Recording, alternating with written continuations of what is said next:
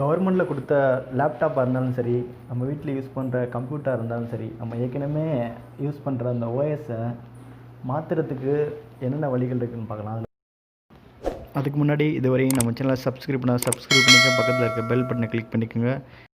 பார்க்கலாம். அதில் ஃபஸ்ட் நம்ம இந்த பென்ட்ரைவை யூஸ் பண்ணி எப்படி ஓஎஸ் போடுறது, அந்த பென்ட்ரைவை எப்படி பூட்டபிள் பென்ட்ரைவாக மாற்றுறது அப்படிங்கிறத இந்த வீடியோவில் நம்ம பார்க்கலாம். ஃபஸ்ட்டு என்ன பண்ணுறீங்க, எந்த பென்ட்ரைவை நீங்கள் பூட்டபிள் பென்ட்ரைவாக மாற்ற நினைக்கிறீங்களோ அந்த பென்ட்ரைவை என்ன பண்ண ஃபஸ்ட் இன்சர்ட் பண்ணிவிட்டு ஸ்டார்ட்டில் போங்க. விண்டோஸ் 7 இருந்தாலும் சரி, 8 இருந்தாலும் சரி, 10 இருந்தாலும் சரி, ஸ்டார்ட் பண்ண கிளிக் பண்ணினா அவங்கள சர்ச் பண்ணுற பாக்ஸ் வரும். அந்த பாக்ஸில் சிஎம்டி கமாண்டுன்னு டைப் பண்ணிங்கன்னா மேலே இந்த கமாண்ட் விண்டோ வரும். ஃபஸ்ட்டு அந்த கமாண்ட் விண்டோவை கிளிக் பண்ணுங்கள். கிளிக் பண்ணிங்கன்னா ஒரு கமாண்ட் விண்டோ ஓப்பன் ஆகும். இதில் ஃபஸ்ட்டு நீங்கள் என்ன பண்ணுறீங்கன்னாக்கா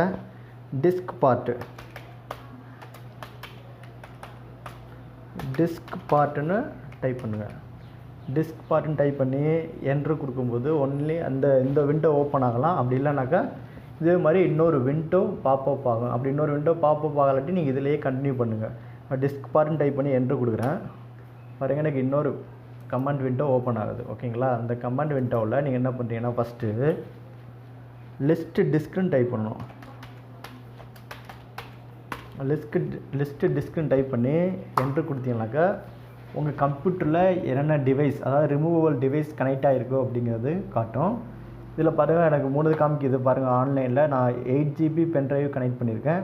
அது 740 MB நம்மகிட்ட காட்டுது. ஓகேங்களா, எல்லா சிஸ்டத்துலேயும் நீங்கள் பேசிக்காக பார்த்தீங்கன்னாக்கா உங்கள் பென்ட்ரைவ் வந்து டிஸ்க் 1 தான் காட்டும்.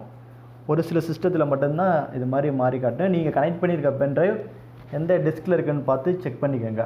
செக் பண்ணிவிட்டு என்ன பண்ணி அந்த டிஸ்க் நேமை இதில் செலக்ட் பண்ணணும். ஓகேங்களா, அதுக்கு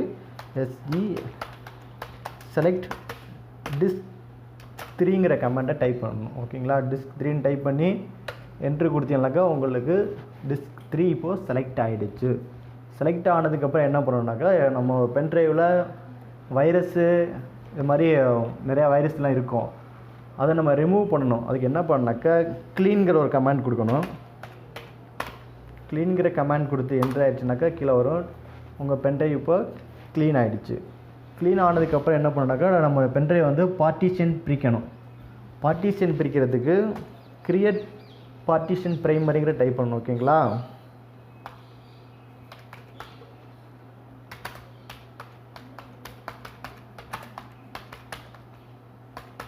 கிரியேட் பார்ட்டிஷன் பிரைமரிங்கிற டைப் பண்ணி என்ட்ரு கொடுத்தீங்கன்னாக்கா உங்களுக்கு இப்போ கிரியேட் ஆகிடுச்சு. ஓகேங்களா, ஒரு கமாண்ட் கொடுக்கும்போது நீங்கள் அடுத்து சக்ஸஸ்ஃபுல்லாக அந்த கமாண்ட் ஓகே ஆகிடுச்சுன்னா சக்ஸஸ்ன்னு மெசேஜ் நமக்கு காமிக்கும்.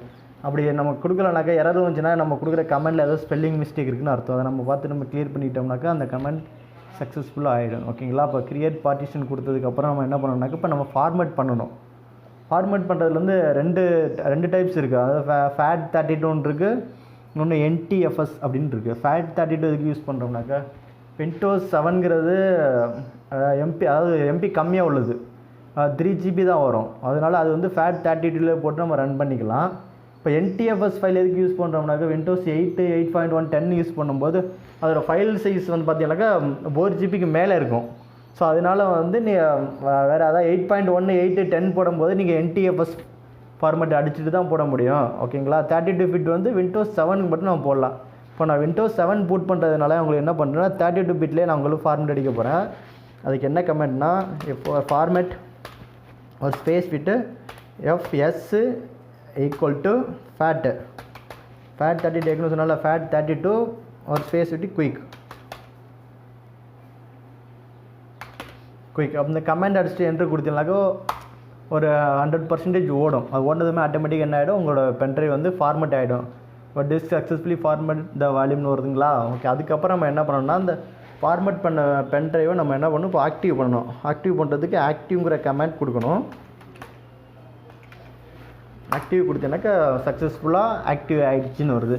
ஆக்டிவ் ஆனதுக்கப்புறம் நம்ம பூட்டபிள் பென்ட்ரைவில் மாற்றுறது என்ன பண்ணால் அந்த பென்ட்ரைவை நம்ம அசைன் பண்ணணும். பூட்டபிள் பென்ட்ரைவில் நம்ம என்ன பண்ணணும், அசைன் பண்ணணும். அதுக்கு அசைன்கிற கமாண்டு ASSIN அசைன்கிற கமாண்ட் கொடுத்து என்ட்ரு கொடுத்தீங்கன்னாக்கா சக்ஸஸ்ஃபுல்லாக அசைன் ஆகிட்டு இப்போ பார்த்தீங்கன்னாக்கா உங்கள் ஆட்டோ பிளேயில் தன்னோட பென்ட்ரைவ் ஃபார்மேட் ஆகிட்டு அசைன் ஆனதுக்கான ஒரு பாக்ஸ் ஓப்பன் ஆகுது. ஓகேங்களா, நமக்கு இது தேவையில்லாத க்ளோஸ் பண்ணிடலாம்.